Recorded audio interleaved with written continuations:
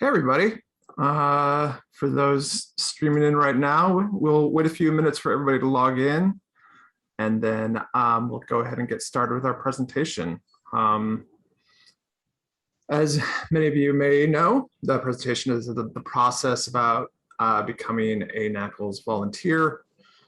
After we give a brief presentation about becoming a NAACLS volunteer, we will open up to a general question and answer session.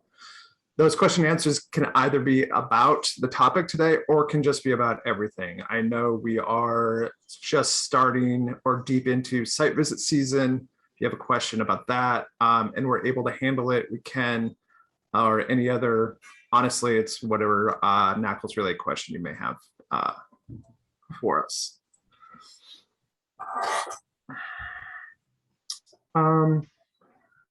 Yeah, it looks like we have enough people to get started. And our first few slides, for those of you who have been on Dr. NAACLS before, it's, we kind of do a little housekeeping.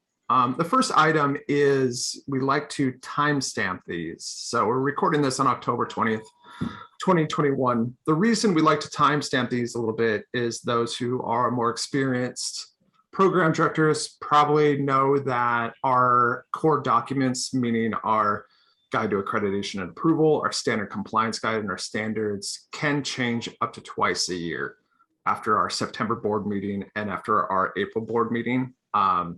Coincidentally, we are wrapping up our document updates to make those available to the public. And we should have an article in the NAACLS News with those documents next week. But we timestamp this, so if you come back to watch this video down the road, or somebody who wasn't part of the live session is watching this on demand, they know that some of the end of the presentation refers to standards or standard compliance issues. We just recommend that you double check the website for those documents to make sure they're up to date.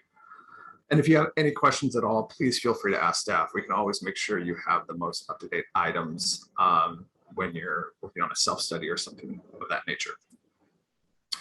Joining us today is RCAP Chair Andrea Gordon, Michelle Stevenson, who's the Program Accreditation Coordinator. She works with MLS programs, board issues, and many, many other duties. And my name is Mark Spence. I work with the PARC and DRC committees, as well as the Volunteer Services Manager.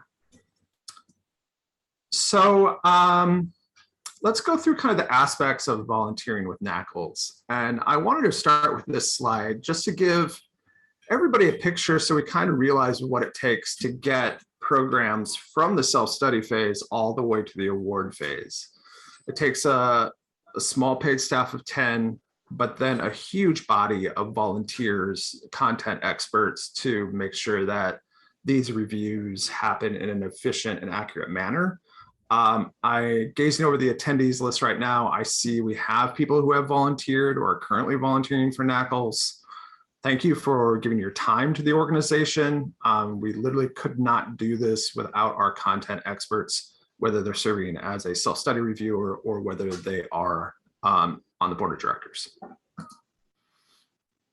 So as I kind of referenced with that, the volunteers are the lifeblood of the organization. We need volunteers in order to execute our quality assurance review process and uphold our mission. And we depend on not only volunteers to review the documents, but we lean on our volunteers to mentor newer volunteers coming in, whether you are a self-study reviewer or a site visitor, or even if you're on the committee or board level, we still try to pair you with somebody who's been through the experience before. So if you need a perspective on whatever you're working on that isn't strictly staff's, because while staff is familiar with self-studies and site visits and things of that nature, we don't have the experience of actually being the content expert that has to make the decisions. So that is a bit of a different process. So we want to make sure that you have somebody to touch base with to help you guide you through that. If you are on this call or watching this later and you are an experienced volunteer, we also have a separate sign-up area to be a mentor for site visitors, self-study reviewers, as well as maybe a new program director. So let's start with our self-study reviewers and site visitors. This is really the first line of review. These are the first people to come in contact with the program and start to determine what areas are compliant and what may be problem areas or what we call concerns at this level. NAACLS reviews about 125 programs each year. So that kind of illustrates why it takes around 400 volunteers to get through the process. If you are new, self-study reviews for RCAP, for accredited programs, MLS, MLT, etc. There is one self-study reviewer generally for those programs. If you are a new self-study reviewer to those programs, we'll make sure you are assigned a mentor in that case to help you guide some of the questions. And so you just have somebody to bounce ideas off of, and you're not just left alone to kind of go through a process that I imagine would be pretty intimidating. The self-study is very meticulous. You have a self-study form that will walk you directly through what materials need to be evaluated. We try to keep it as simple as possible using language very similar to the standard compliance guide, which very much helps inform our self-study and site visit review form. So it is a very thorough and detailed review of what a program is submitting to demonstrate compliance for the standards. After volunteers gained a little experience going through this detailed process, we then will let you, you are then eligible to become a site visitor. We would like to start you off with the self-study process just so you build up some of that familiarity of the requirements, and then the site visitors are the actual people on site. And again, you will have a mentor who has the experienced site visitor to help you through that process. The next level, for lack of a better term, are the committee members. Our board of directors, the way NAACLS is set up is our board of directors works very much in a visionary and setting the direction of the organization. And while the board is the only body within our organization that can grant an accreditation or approval award, it really leans on the meticulous work and level of thorough review by our committee members when they make recommendations for awards and policies. The committees will go through self-study review forms, self-study review responses, site visit forms, and site visit review responses in order to draft a recommendation of an award to the board. All committees are represented within their specific disciplines on the committees. For example, since Park works with phlebotomy and clinical assistant, it is made up of phlebotomy and clinical assistant educators. RCAP being much bigger is made up of educators for that programs they accredit. Mark? Yeah, go ahead. Can I just chime in here for just a second? Absolutely. I don't know, you know the names on the roster, but I don't. I don't know if any of these folks are newbies to the process, maybe new program directors that are just getting involved. And I thought it might be good to just really briefly talk about how the paper review occurs, and that phlebotomy and CA at this point are just paper reviews. All of the programs go through that paper review, and then they have their, self-study review. We don't do it by paper anymore. Then we have the self-study. And that goes back to these committees that Mark is talking about right now. These committees look through all of those documents. They have access to everything, and then they write a recommendation to the board. So we have our committee meetings in February and July, with the board meetings again in April and October, where the final decision is made. Just as for those newbies that don't know the process, or maybe the dates that these things occur. Yeah, that's very helpful. Thank you. And I think piggybacking off those points that Andrea brought up, it's good for those who may not have the experience of behind the scenes to know that we feel as an agency, the best way to get the best review is to have multiple eyes on these programs to review these materials, because to ensure that it has a consistent quality review. But Andrea's right. The program goes from the self-study, they get the self-study review, they then go into the site visit.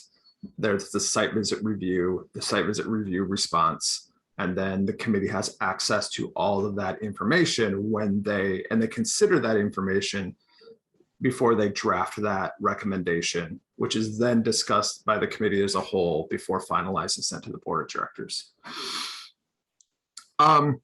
We'll get more to time commitment and responsibilities later. The big things for committee members, if you're interested in being a committee member, we absolutely need to have you for two-day meetings that are held, as Andrea said, every February and then every July for the committees. DRC meets in June, but so much of the final work of the final decisions, both on program awards and policies, get discussed at these meetings, and they're absolutely essential. And then because they're so essential, we'll let you know years ahead of time what dates these are scheduled. The February meetings are by teleconference, and the July meetings are face-to-face, assuming there's no worldwide pandemic. We make announcements for when we take nominations for these positions every October on the NAACLS News. This article just went up earlier this week. And I can't encourage this enough. I talked to so many people that are very experienced reviewers. I've even talked to people who have been amazing committee members on PARC and would be eligible for RCAP, but are waiting for somebody to nominate them. Please, if you are interested in these positions on committee membership, feel free to self-nominate yourself. The larger pool of nominations we can have enables us to select the highest quality reviewers. It's just raises the level of all of our committees when we have a large pool to choose from. Board membership works a lot differently than committee membership. Our board is made up of our two sponsoring organizations, the ASCLS and ASCP. Both those organizations have 3 seats on the boards. On our board, the participating organizations, NHA, AGT, and AAPA all have 1 representative. Our sponsoring organizations and our participating organizations nominate who they would like to see elected to the board, and then the board of directors takes those nominations and elects members. So the nomination from the public at large isn't there for those positions. But the reason this slide is in here, and where people watching this and our program directors and volunteers can be very beneficial, are our 4-year educators, our 2-year educators, and our public member. Now, 2-year and 4-year educators cannot be certified by agencies of disciplines we accredit. So you can't be certified by ASCP, BOC, or AMT, or things of that nature. The reason why that is in our bylaws is we want to have transparency and outside perspective of those people who aren't specifically in the lab sciences. So if you have a dean or higher administration you really like working with, you think they would be good for the organization, and you see those positions come open on when we announce eligible positions for nomination each October, it's hugely beneficial for people who are familiar with the NAACLS process, familiar with NAACLS, familiar to our commitment to a high level of excellence when it comes to accreditation, to nominate those individuals, and then they'll be reviewed by the board of directors. Time commitment. So these materials are also available on our website, and staff can get them to you later. But what you see here are kind of the approximated time commitments for every level of our reviewers. Self-study reviewer, it takes about 6 to 8 hours to review the self-study. Again, it is a significant document. Anybody who's finished a self-study, probably recognizes it is an extensive document. And once that review is done, it probably takes another 2 to 4 hours just to go through the review form, make sure the review form is correctly filled out and everything is accurate, and everything that is is in the specific place it needs to be. Site visitor, there's 6 to 8 hours of reviewing the self-study review and the self-study itself to familiarize yourself with the program and the concerns that the self-study reviewer found. Another hour to 2 of conversing with your site visit partner and the program director in order to set up this site visit. And then obviously the site visit itself, which is 2 days, and that does not include the time to and from the site visit. Once we get on the committee level, there is even more of a time commitment, which is harder to calculate because there are reviews that come to you throughout the year that may not be directly associated with a board agenda. So on our board agendas, usually that's when we discuss policies and program awards, but items like a application packet, or what used to be known as the preliminary report, which comes in, that can come in any time of year and isn't directly tied to one of our board agendas. Therefore, it will need to be reviewed at pretty much any time of year. Similar with program director, new program director qualification, or people who want to be a NAACLS approved program director, as well as other internal items and documents that we lean on our review committee members to review and give their insight to. Similar to the board, there are boards, subcommittees, and task forces that need attention and need time from board and committee members in order to make sure we are satisfying all of our requirements in bylaws and our policy and procedure manual. And then, like I said, the face-to-face and the teleconferences we have twice a year. And on every level, whether it's a self-study reviewer or a site visitor, one of the largest requirements are deadlines. We have a pretty set calendar that we need to hold to make sure our programs get their materials and have an ample time to respond to materials in order to complete our review. So deadlines are huge, whether you're working by yourself with the self-study reviewer or you have internal deadlines with your site visit partner when you're reviewing items before that, and especially when we get to the committee and board level. All right. Can I add something here? Well, I'm not actually Absolutely. adding, but I do want to emphasize this component because, as you all know, as a program director, you do all this work and you're anxious to get your results. And this is a domino effect.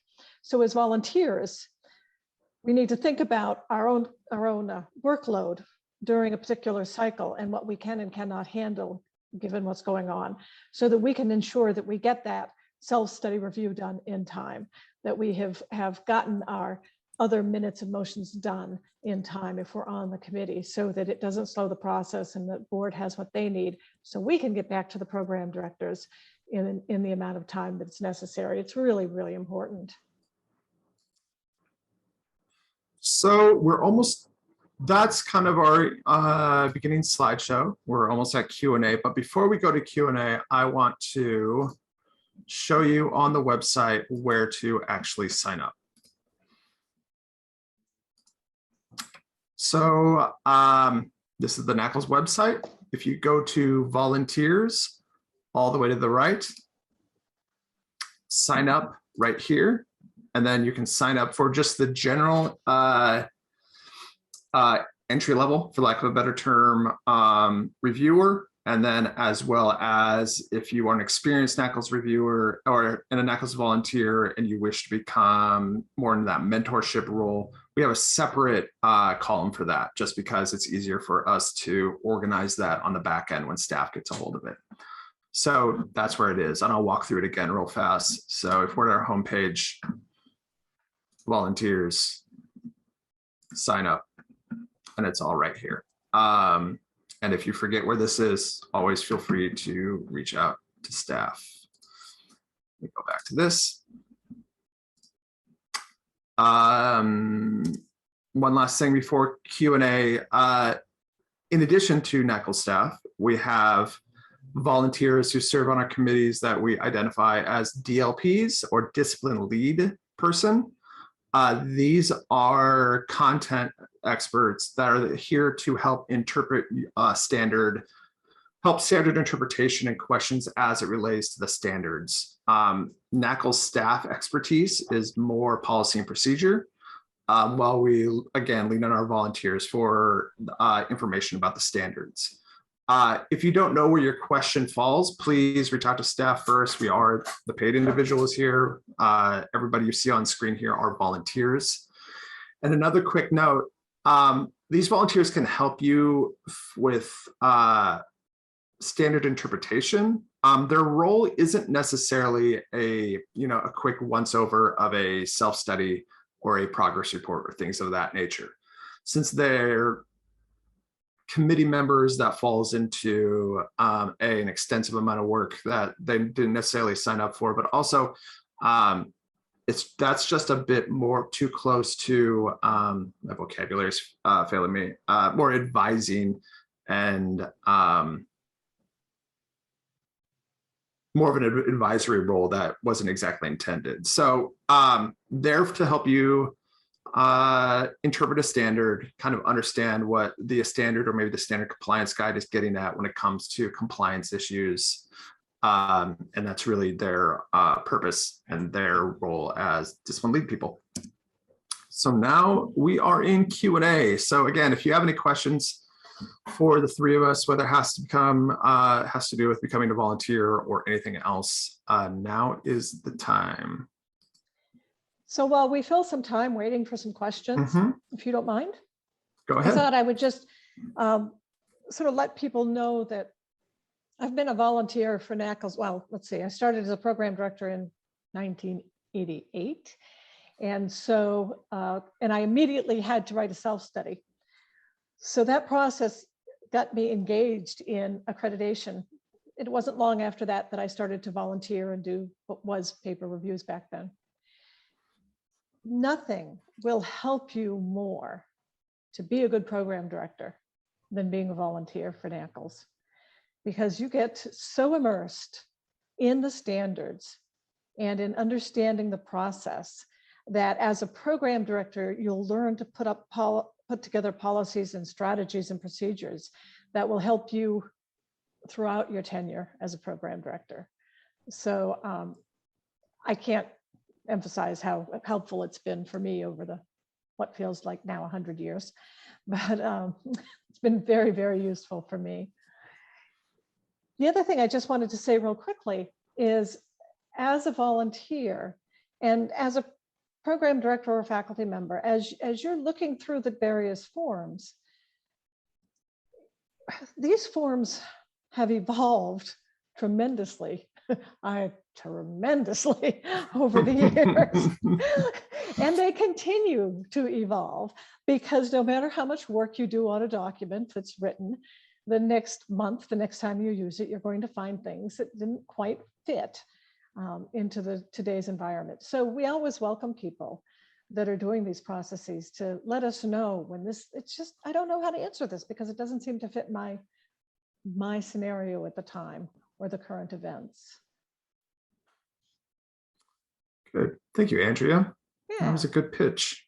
If anybody has any questions, you can drop them in the Q&A chat, or you can raise your hand through the Zoom functions, and I will enable you to speak. We have a question from Connie Moore, who says, "Hi, I am a one-man show teaching almost all didactic classes and primary instruction for microbiology, so I'm pressed for time. However, if I would volunteer to be a self-study reviewer, how many reviews would I be expected to make, and within what time frame?" Michelle, you want to take this, or you want me to? Oh, sure, I'll be happy to. So normally we're actually at the point right now where we're about to send out the call for volunteers.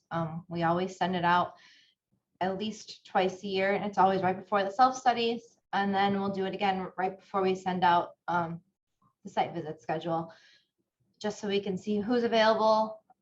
We ask questions of, will you be interested to do more than one self-study? Just one? Do you want to have a partner? Are you new? Just kind of figuring out what level you are on. So that's usually how we start. We usually give you 1 month to complete the review. If you need additional time,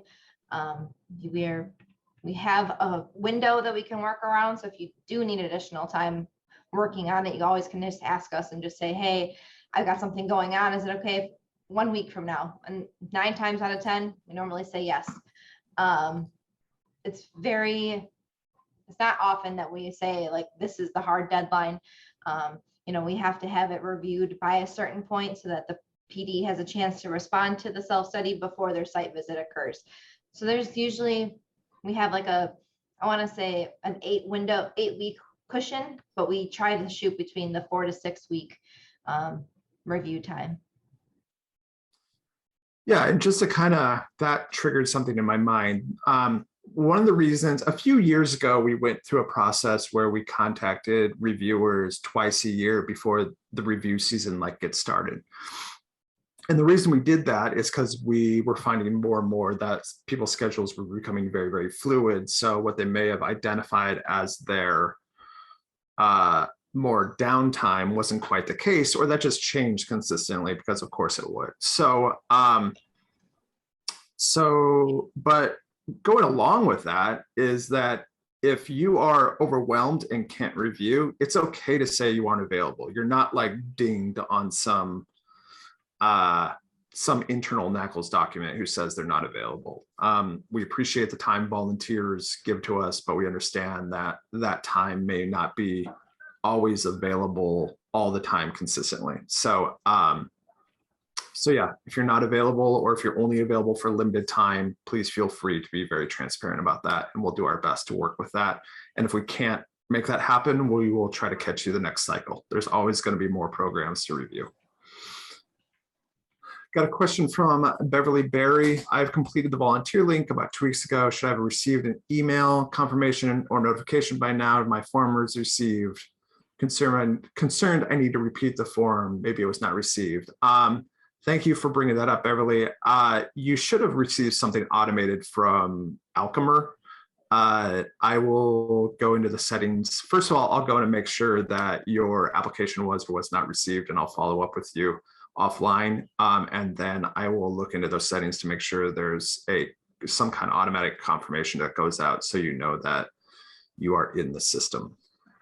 And I also normally, the morning before I send out the mass email of 407 volunteers that we have, I always look at that survey to see if from the last time that I pulled it to that morning of, I add those additional names on too, so that everyone gets the email. Speaking of that, this cycle is very light. Between Russ's and Jesse's and my programs alone, we only have 11 self-studies, and that's including initial programs. It just happens to be with the accreditation years, we went from the 7-year award to a 10-year award. So that's why there's so little. Normally, we just came off of a cycle with 57 self-studies that got reviewed just for our programs alone. So our new volunteers may not all get used, or someone that's been doing them for a while may not be used either, because we're going to try to use our new volunteers this cycle as much as possible. So if anyone wants to be a mentor, now's your time.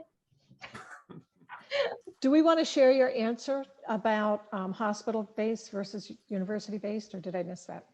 Oh, sure. We had a question about, since I am a PD for a hospital program, can I request only to review self-studies for these kind of programs? My response is yes. We normally try to do, if you're a hospital-based PD, then you can have a hospital-based program. We always try to do that, university to university. However, we do have, with MLS programs, we do have a lot less hospital-based programs. So if it comes down to it, you might be doing a university the first time, but then the second time that you do it, you might get a hospital-based. They're all the same standards. It's just how many hospital-based programs we have going on at that cycle. But you definitely can request that that's what you're more comfortable with. We do take that into consideration.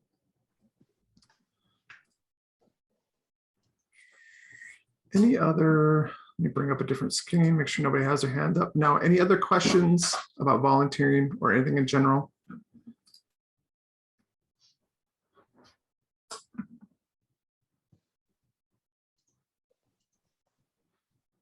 Okay, it doesn't look like it. If something occurs to anybody later, of course, feel free to email staff.